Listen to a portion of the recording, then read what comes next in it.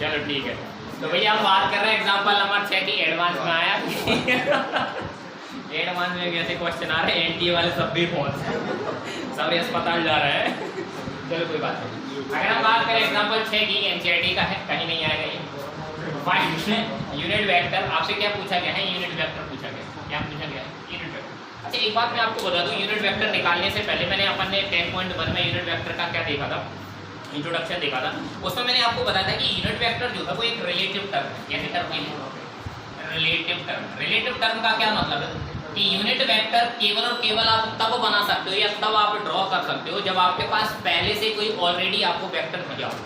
बात आती है, जैसे आपको सपोज एक वेक्टर दिया है, ये वेक्टर आपके पास क्या है, a बराबर 2i कैप प्लस का 3j कैप प्लस का क्या हो जाएगा आपका k है ना। अगर हम इस a की बात करें तो ये देखो क्वेश्चन में लिखा है इन द डायरेक्शन, मतलब ये जो वेक्टर दिया है इसी के डायरेक्शन में आपको बनाना पड़ेगा क्या, यूनिट वेक्टर। और यूनिट वेक्टर अगर हम देखना चाहें, जैसे अगर इसका यूनिट वेक्टर बनाना है, सपोज ये ऐसा कुछ होगा आपका, ये हमारा क्या है आपके पास a, तो इस यूनिट वेक्टर मतलब इस वेक्टर में यूनिट वेक्टर बनाने के लिए आपको कुछ नहीं करना, बस इसके एक मैग्नीट्यूड के बराबर का एक वेक्टर काट दो, उसे क्या बोलते थे हम, यूनिट वेक्टर। होता क्या था ये यूनिट वेक्टर, जिसे हम दिखाते थे a कैप से, वैसे दिखाते थे a कैप से, और a कैप होता था a vector divided by magnitude of a vector. यही कहानी थी। तो देखो इसको सब मतलब इसको खत्म करने के लिए, इसको सॉल्व करने के लिए जरूरी ये है कि आपके पास क्या हो, पहला तो a वेक्टर है आपके पास, दूसरा हो आपका क्या, magnitude of a। Magnitude of a कैसे निकालते थे? मैग्नीट्यूड ऑफ a अगर आपको निकालना है या किसी भी वेक्टर का मैग्नीट्यूड निकालना है तो मैंने सिंपल सा बताया था। देखो मैथ्स के हिसाब से आप डिस्टेंस फॉर्मूला लगाते हैं, है ना। आप क्या करते हैं, इसके पहले कोऑर्डिनेट्स निकाल लेते, फिर उसे ओरिजिन के रिस्पेक्ट में उसका डिस्टेंस फॉर्मूला निकाल के लगा देते। पर आपके पास सिंपल सा पहले से ही वेक्टर है, थोड़ी आप फिजिक्स भी लगा सकते हो। फिजिक्स लगाने का मतलब ये है कि जो आपके जितने भी यूनिट वेक्टर है ना, उनके जो भी स्केलर कोएफिशिएंट है, स्केलर कोएफिशिएंट यही होंगे। देखो जी आई का कितना है 2, यहाँ जे की बात करें तो 3 है, और के का कितना है आपके पास 1। इन सब का स्क्वायर लेके ऐड कर दो, रूट लगा लो, कुछ इस तरीके से भाई। कैसा, 2 का स्क्वायर प्लस का 3 का स्क्वायर प्लस का 1 का स्क्वायर। आपको पता है ये 4 हो गया, ये 9 हो गया, और ये कितना हो गया आपके पास 1, कितना हो गया, रूट 14 हो जाएगा। ठीक है, तो मैग्नीट्यूड ऑफ a कितना आ गया आपके पास, रूट 14। अब हमें निकालना है क्या, a वेक्टर, मतलब यूनिट वेक्टर निकालना है, जैसे हमने कहा है a है। तो देखो ये है क्या, आप सिंपल सा पहले पूरा लिख लो, a ये हो जाएगा 2i 3j प्लस का कितना हो गया आपका 8, और डिवाइड में कितना होगा आपका रूट 14। आप चाहो तो आंसर यही दे सकते हो, नहीं तो प्यार से आप ऐसा भी लिख सकते हो, 2/√14i प्लस का 3/√14j प्लस का 1/√14k। तो ऐसा भी आप लिख सकते हो, यही आपका क्या है भाई आंसर। ठीक है, नेक्स्ट चलते हैं क्वेश्चन नंबर 7। अगर आप क्वेश्चन नंबर एग्जांपल नंबर 7 की बात करें तो एग्जांपल नंबर 7 भी बिल्कुल एग्जांपल नंबर 6 पर बेस्ड है, बस थोड़ा सा इसमें फर्क आपको बताया। इसमें यूनिट वेक्टर की जगह क्या पूछा है आपसे, सिंपल सा वेक्टर। क्या पूछा भाई, वेक्टर। देखो ये पता कहानी कैसे है, इसको निकालने का बेस्ट तरीका ये है, आप लोगों ने देखा जब हम 9th-10th क्लास में थे, जब हम मैथ्स करते थे, तो मैथ्स में आपके पास वहाँ पूछा जाता था कि भाई जैसे आप किसी एक फ्रूट वाले के पास गए और फ्रूट वाले ने कहा कि भैया 7 एप्पल जो है, 7 एप्पल जो है वो मैं आपको दे रहा हूँ कितने में, 5 RS में। कितने में दे रहा हूँ, 5 RS। अब 5 RS में अगर आप दे रहे हो और आपसे पूछा जाए कि मुझे बताओ आप कुछ 14 एप्पल कितने में आएंगे नहीं 14 सस्ता हो जाएगा, 10 एप्पल कितने में आएंगे। तो आप करते क्या, देखो भाई 10 एप्पल की कीमत निकालने के लिए आप सबसे पहले क्या करते थे, 1 यूनिट का निकालते थे। किसका निकालते थे, 1 यूनिट का। मतलब 7 एप्पल की जगह अगर आप ये पता कर लें कि 1 एप्पल कितने का आता है, तो आप करते क्या थे सर, 5/7 ये होगा। अरे इसको इसमें डिवाइड कर दो, 7 एप्पल की कीमत कितनी है, 5 है, 1 एप्पल की कितनी हो जाएगी, 5/7। इसी तरीके से आप 10 एप्पल की निकाल सकते हो। 10 एप्पल की निकालना बहुत आसान है, 5/7 में मल्टीप्लाई कर दो किसका, 10 का। तो जो आंसर आपके पास आएगा, जिसे अपन 50/7 कहेंगे, वो आपका क्या हो जाएगा, 10 एप्पल की कीमत हो जाएगी। बिल्कुल सेम आपके पास ये भी वही कह रहा है कि एक वेक्टर पहले से दिया हुआ है। क्या दिया हुआ है आपका, एक मत पता लग जाएगा। अच्छा ऐसा मत करना भाई, कोई एप्पल वाले के पास जाओ और एक एप्पल तुम कहो नहीं 5/7 का ही दे, और वहाँ में तुम लगा रहे 5 ऊपर लिखूंगा मैं 7 नीचे लिखूंगा तभी एप्पल लूंगा ऐसा नहीं है ना। तो बिल्कुल बेसिक आपके पास वही है कि पहले आप क्या करें, इस वेक्टर में पहले आप इसके डायरेक्शन में यूनिट वेक्टर निकाल लें। क्या निकाल लें आप, यूनिट वेक्टर। तो आपके पास पहले से दिया हुआ है एक वेक्टर जिसका नाम है क्या, i - का 2। क्या है भाई i माइनस का 2j। अगर इसके में आप a कैप निकालना चाहेंगे तो a कैप क्या होता है, a कैप होता है a वेक्टर डिवाइडेड बाय क्या होता है आपका मोड ऑफ, इस तरीके से मैग्नीट्यूड ऑफ a। इसे निकाल, पहले आप मैग्नीट्यूड ऑफ a निकाल लो। मैग्नीट्यूड ऑफ a कैसे निकालते हैं, i का कोफिशिएंट का स्क्वायर j के कोफिशिएंट का स्क्वायर और दोनों को स्क्वायर करके ऐड करके रूट में लिख देते हैं। इसका कितना है भाई 1, तो 1 का स्क्वायर प्लस ये कितना है माइनस का 2, माइनस 2 का होल स्क्वायर। अल्टीमेटली अगर आप देखो तो कितना आएगा √5 आएगा। अच्छा फिर हम सिंपल सा यहाँ लिख देंगे, ये हो जाएगा i माइनस का 2j डिवाइडेड बाय कितना होगा √5। यहाँ से देखें तो इसे आप सिंपल सा लिख सकते हो 1/√5 i कैप माइनस का 2/√5 j कैप। अब ये तो निकला है फिर से वही एक एप्पल की कीमत, कहीं निकली है एक एप्पल की कीमत। सामने वाला बंदा कह रहा नहीं हमें तो 7 चाहिए, कहते ये 7 क्योंकि नानी की जिद 7 ही चाहिए है ना। तो यहाँ पर 7 का क्या कर देंगे मल्टीप्लाई, मतलब आप सिंपल सा कहोगे सर 7 a कैप अगर आपको निकालना है तो यहाँ से अपन कर सकते हैं 7 1/√5 i माइनस का 2/√5 j कैप और इसे आसानी से लिख पाओगे 7/√5 i कैप माइनस का 14/√5 j कैप। यही होगा, यही आपका आंसर है भाई सिंपल।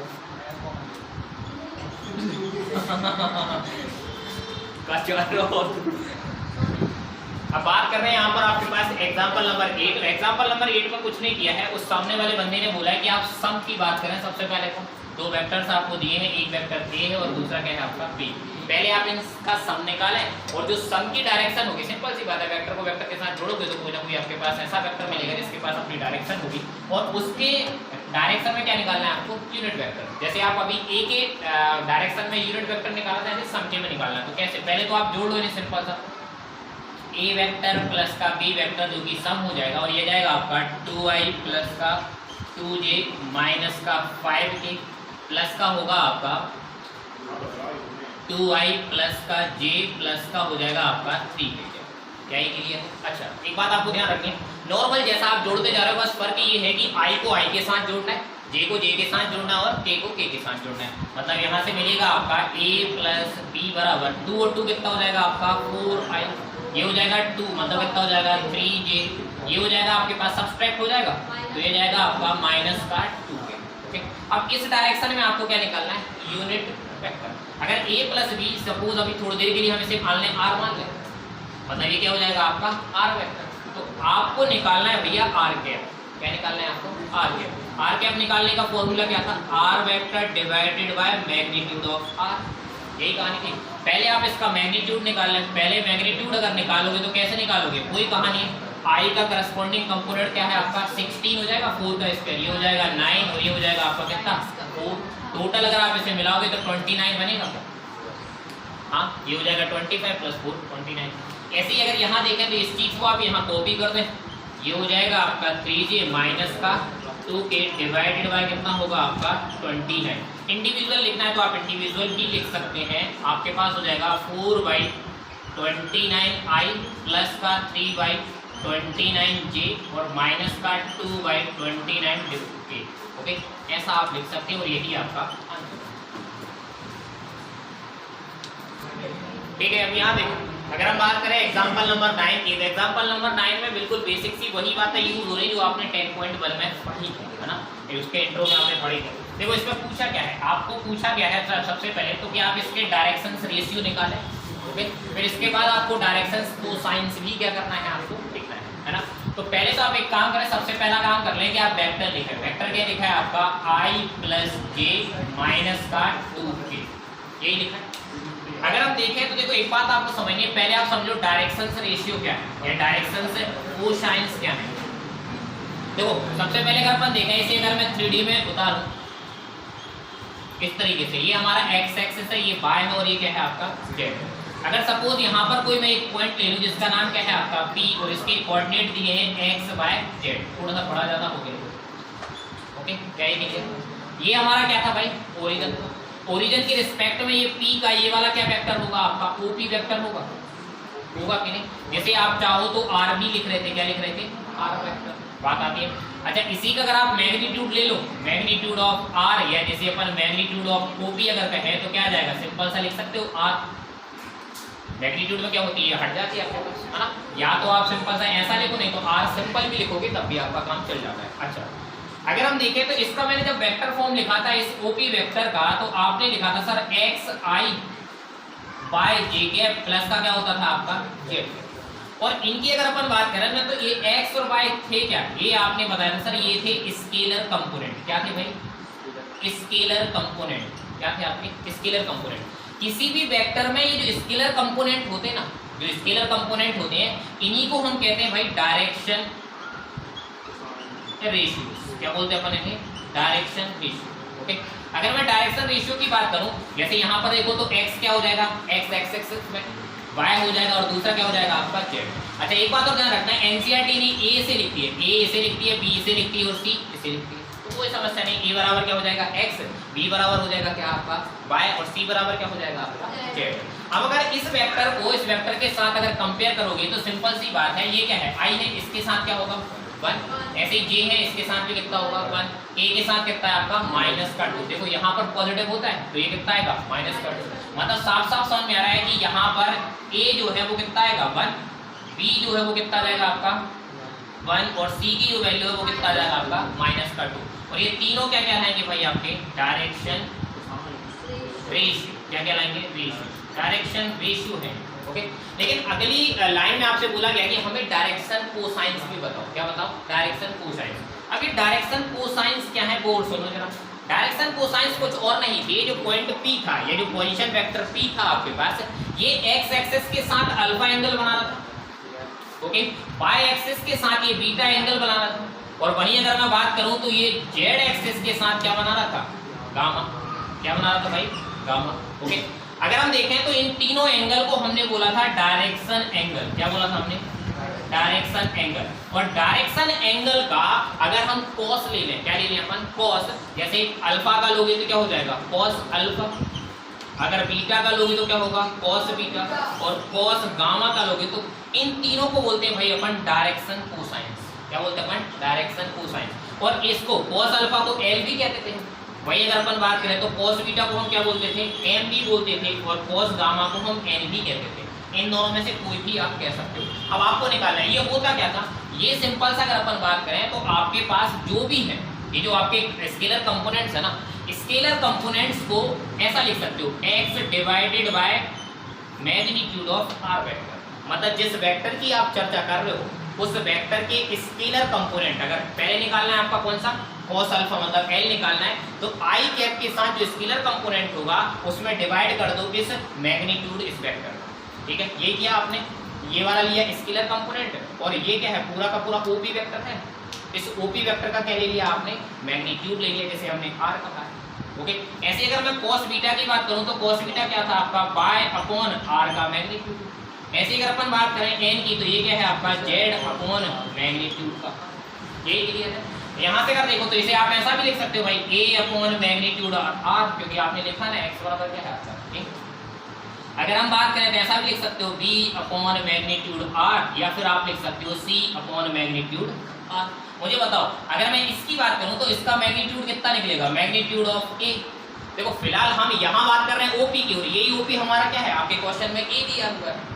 अगर हम यहाँ मैग्नीट्यूड a निकालेंगे तो कितना आएगा भाई आपका, ये जाएगा 1 का स्क्वायर प्लस -2 का स्क्वायर कितना हो जाएगा 4, जैसे हम करेंगे कितना 6। अब मुझे बताओ इसमें a पहले से आपके पास है, अगर a पहले से है तो 1/√6 आ जाएगा क्या। ओके, ऐसे अगर अपन बात करें तो b की वैल्यू कितनी है आपके पास, b है तो ये हो जाएगा फिर से कितना 1/√6। यहाँ देखो तो कितनी है आपके पास -2/√6। ये आपके क्या होगा फिर डायरेक्शन कोसाइन। बताओ समझ में आया क्या, पक्का सबको कुछ नहीं करना है, आपको एक वेक्टर दिया है, उस वेक्टर के आप पहले निकाल लो क्या स्केलर कंपोनेंट, जो स्केलर कंपोनेंट है वही क्या होंगे आपके डायरेक्शन रेशियो, और जो स्केलर कंपोनेंट मिले हैं ना उनमें सब में आप डिवाइड कर दो उस वेक्टर का मैग्नीट्यूड, इंडिविजुअली रिस्पेक्टिव क्या हो जाएंगे उनके क्या डायरेक्शन कोसाइन, है ना। बहुत घटिया सी बात है। ओके, हम बात कर रहे हैं एग्जांपल नंबर 10 की। एग्जांपल नंबर 10 में आपको निकालना है वेक्टर, है ना। दो पॉइंट्स को जोड़ रहा है जिसमें एक पॉइंट P है, दूसरा क्या है आपके पास Q। सिंपल सा देखो, अगर मैं आपसे कहूँ कि ये वाला आपके पास जो पॉइंट है वो क्या मैंने मान लिया P, और ये वाला पॉइंट क्या मान लिया मैंने, उसने बोला है कि जो डायरेक्शन है आपके वेक्टर की वो कहाँ से कहाँ है, P से लेके Q, मतलब ये वेक्टर होगा P Q। तो अपन चाहे तो इसे लिख सकते हैं क्या PQ वेक्टर, क्या बोलेंगे अपन पी क्यू वेक्टर, मतलब आपको यही निकालना है पी क्यू वेक्टर। अच्छा ये बात मैंने कल ही बताई थी आपको, तो पी क्यू वेक्टर के लिए आप क्या करें, आप जा कहाँ से रहे हो, पी से क्यू, तो फाइनल क्या होगा आपका क्यू और ये क्या हो जाएगा आपका इनिशियल। ओके, फाइनल माइनस का इनिशियल, ऐसा कर सकते हो। मतलब पी क्यू वेक्टर जो है वो फाइनली आपका बन सकता है क्यू वेक्टर माइनस का पी वेक्टर। और ये Q vector minus P vector होते क्या है, इस क्यू पॉइंट का क्यू वेक्टर जो है वो पोजीशन वेक्टर है, और ऐसे अगर अपन बात करें तो पी का पी वेक्टर जो है वो क्या होगा आपका पोजीशन वेक्टर। कैसे, सिंपल सा, यहाँ कोई आप ले लो कोई रेफरेंस पॉइंट या ओरिजिन पॉइंट 0, इस तरीके से आएगा, ये वाली डायरेक्शन, ये वाला हो जाएगा आपका पी। अगर हम बात करें तो ये होगा आपका क्या क्यू वेक्टर, और ये क्या हो गया आपका पी वेक्टर। यहाँ आप सिंपल सा एडिशन लो लगा तो ट्रायंगल वाला, उससे आपको मिल जाएगा कि पी क्यू बराबर क्या हो जाएगा क्यू माइनस का पी। अब एक बात बताओ, यहाँ पर हुआ ये है कि आपके पास P के पहले से ही कोऑर्डिनेट दे रखे हैं कितना 2, 3 और 0। वही अगर मैं Q की बात करूँ तो Q के दिए हैं -1, -2 और -4। क्या हम इन कोऑर्डिनेट की मदद से आपका वेक्टर फॉर्म बना सकते हैं। जब भी हमें x y z दिए होते थे तो i j के डाल के उसे बना देते थे। मतलब यहाँ अगर अपन देखें तो जो P वेक्टर होगा, और इसे पता करें, ऐसा नहीं भी बनना, अगर नहीं बनाना तो पता ये बेसिक है क्या आपका, करोगे क्या, देखो OP कैसे करोगे, OP में P में से फिर 0 के कोऑर्डिनेट घटाओगे, उसके बाद उसे लिख दोगे, फर्क तो पड़ना नहीं, क्योंकि 0 क्या है आपका, ये होगा 0 0 0। 2 में से 0 सब्सट्रैक्ट करोगे तब भी 2 ही आने वाला है ना। अल्टीमेटली अगर आप देखो तो यहाँ से P वेक्टर जो है वो बनेगा क्या, फिर बन जाएगा 2i प्लस का बन जाएगा क्या pj प्लस का बन जाएगा 0, यही बनेगा। आगे अगर अपन इसकी बात करें तो Q क्या बनेगा, Q बन जाएगा आपका सिंपल सा माइनस का i माइनस का 2j माइनस का 4j, यही बनेगा। अब इन दोनों वेक्टर्स को आराम से सब्सट्रैक्ट कर लो, तो सब्सट्रैक्ट करोगे तो हो जाएगा पी क्यू वेक्टर बराबर, क्यू वेक्टर कितना दिया है माइनस का i माइनस का 2j माइनस का 4j, माइनस हो जाएगा और सिंपल सा अंदर आएगा आपका 2i प्लस का 3j। अब इसको क्या लिखना है यार, 0 को पता है वो तो है ना। अगर हम यहाँ देखें तो ये हो जाएगा आपका माइनस का i माइनस का 2j माइनस का 4k, इस माइनस को अंदर मल्टीप्लाई करोगे तो हो जाएगा आपका माइनस का 2i और ये हो जाएगा माइनस का 3j। जो जो आपके पास है करस्पॉन्डिंग क्वांटिटी को आप ऐड कर दो, i को i के साथ, j को j के साथ। अब j नहीं है तो जैसा के तैसा, ओके। यहाँ करोगे तो हो जाएगा माइनस का i और माइनस कितना हो जाएगा माइनस का 3i, ये कितना होगा भाई माइनस का 5j और ये हो जाएगा माइनस का 4k। यही आपका पी क्यू वेक्टर। क्या ये बात समझ में आती है?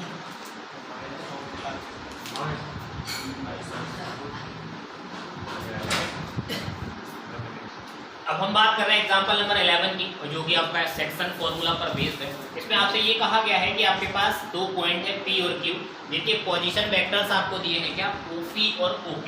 मतलब अगर मैं आपसे कहूँ कि ये कहानी है, ये पॉइंट है सपोज आपका P और ये पॉइंट है आपका क्या, और अगर मैं इनका रेफरेंस के हिसाब से पोजीशन वेक्टर बनाना चाहूँ तो देखो ऐसे ही कहीं बनेगा, ये हो गया हमारा पॉइंट O, ठीक है। तो ये क्या हो जाएगा, इसका पोजीशन वेक्टर बन जाएगा OQ वेक्टर, ओके, इस डायरेक्शन में ऐसा। इसी का आपका पोजीशन वेक्टर बनेगा ये वाला, जिसे अपन कहेंगे क्या OP वेक्टर। तो क्या ये क्लियर है? और ये दोनों चीजें जो आपको दी हैं, अगर हम बात करें OQ की तो OQ दिया है आपका 3a वेक्टर माइनस का 2b वेक्टर, ओके। ऐसे आपका OQ ये है आपका OQ दिया है आपको a और प्लस का b वेक्टर, और OP आपको दिया हुआ है 3a माइनस का 2b वेक्टर। क्या ये क्लियर है? अच्छा चलो आगे देखो। फिर आगे उसने बोला कि find the position vector of point R। एक कोई पॉइंट R ले रहे हो जो इस PQ सेगमेंट को कुछ 2/1 के रेशियो में डिवाइड कर रहा है, और साथ में कैसा कर रहा है, दोनों तरीके से आपको दिखाना है, इंटरनली और दूसरा क्या है आपका एक्सटर्नली, ओके। ये बात आपको देख, पहले हम इंटरनली की बात कर रहे हैं, पहले काय की बात कर रहे हैं इंटरनली की, कि पहले ये इंटरनली इसे क्या कर रहा है डिवाइड कर रहा है। हमने मान लिया कि कोई पॉइंट कहाँ पर है आपका, यहाँ पर, जिसका नाम क्या है आपका R, और ये R जो है वो P और Q को, सबसे पहले किसको P और Q को 2:1 के रेशियो में डिवाइड कर रहा है। काय में कर रहा है आपका 2 और 1 के रेशियो में डिवाइड कर रहा है। मतलब R जो है P को 2 और Q को कितने में आपके पास पूरा का पूरा सिंपल सा 2:1 के रेशियो में डिवाइड कर रहा है। अगर आप देखो ध्यान से तो यही हमारा M और N था क्या, जब हमने सेक्शन फॉर्मूला पढ़ा था तो यही हमारा क्या था M और N। मतलब यहाँ पर M की वैल्यू कितनी हो जाएगी 2 और N की वैल्यू कितनी हो जाएगी आपके पास 1। जब इंटरनली डिवाइड हो रहा था तब इंटरनली डिवाइड के लिए इस r का जो पोजीशन वेक्टर जो कि ये बनेगा, जैसे हम सिंपल सा OR वेक्टर कह सकते हैं। क्या बोल सकते हैं हम इसे?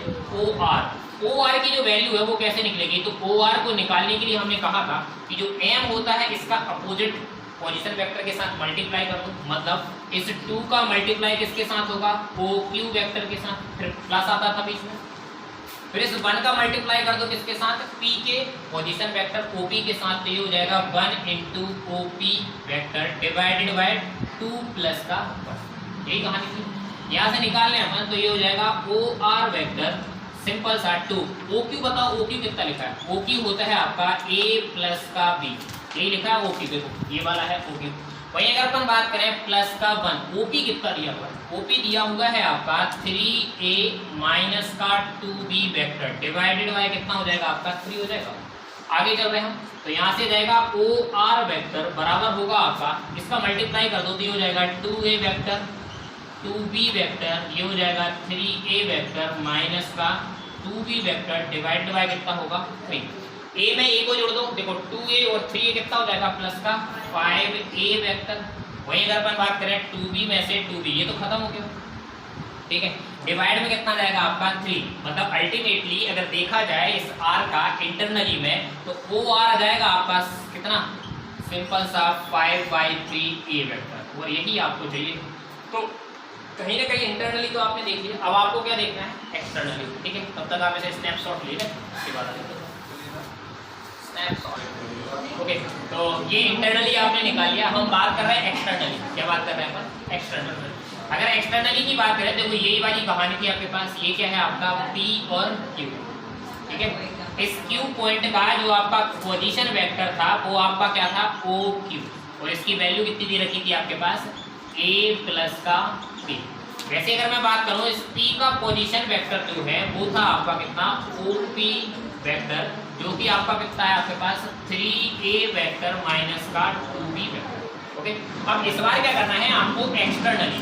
इस बार जो हम बात करने जा रहे हैं वो किसकी बात कर रहे हैं अपन? एक्सटर्नली।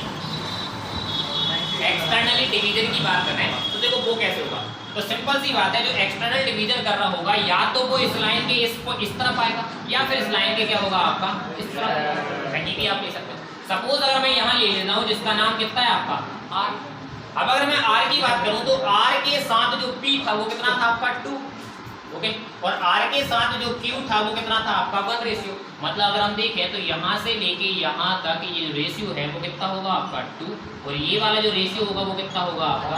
1। यही बात समझ आती है। मतलब m की वैल्यू अगेन आपके पास कितनी है? 2, और n की वैल्यू कितनी है आपके पास? 1। अगर एक्सटर्नली की बात करें तो एक्सटर्नली के लिए आपने जो फॉर्मूला यूज किया था वो ये था, किसका निकालना है? इस R का निकालना है पोजीशन वेक्टर। बात आती क्या समझ में? और उसको नाम क्या देंगे अपन? OR vector. OR वेक्टर निकालने का तरीका सिंपल सा था, आप क्या करें? इस m के साथ क्या करें? m के साथ b, ये हो जाएगा m कितना है आपका? 2, ओके। और साथ में क्या है आपके पास? b का मतलब क्या होगा? ये 2 के साथ p के साथ है तो इसके साथ इसका मल्टीप्लाई कर दो, किसका? OQ वेक्टर का, ओके। फिर बीच में लगाते थे हम क्या? माइनस, फिर आएगा 1 और साथ में कर दो किसके साथ? OP वेक्टर का डिवाइडेड बाय कितना होता था? 2 माइनस का 1। ये हो जाएगा OR vector divided by 2। OQ कितना है आपका? OQ दिया है A प्लस का B माइनस का 1। OP कितना दिया? OP दिया है आपका 3A वेक्टर माइनस का 2B वेक्टर डिवाइडेड बाय कितना हो जाएगा? 1 ही जाएगा। तो यहाँ से आएगा आपका OR वेक्टर कितना होगा? 2A वेक्टर प्लस का 2B वेक्टर, ये हो जाएगा माइनस का 3A वेक्टर, और ये हो जाएगा प्लस का 2B वेक्टर, ओके। आगे हम इसे फाइनली देखें, देखो 2A और माइनस का 3A कितना आएगा? माइनस का जाएगा, माइनस का A वेक्टर, और साथ में ये 2B कितना हो जाएगा आपका? 4B vector. तो ये आ गया एक्सटर्नली केस में आपके पोजीशन वेक्टर किसका? R का, ओके। तो यही क्वेश्चन था आपका,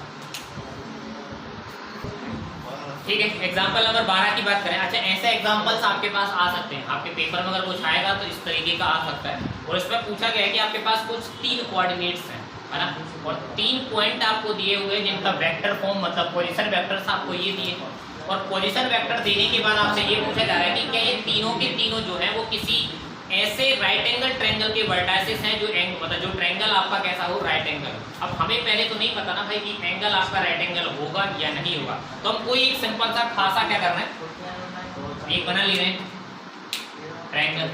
ये मैंने ट्रायंगल बना लिया।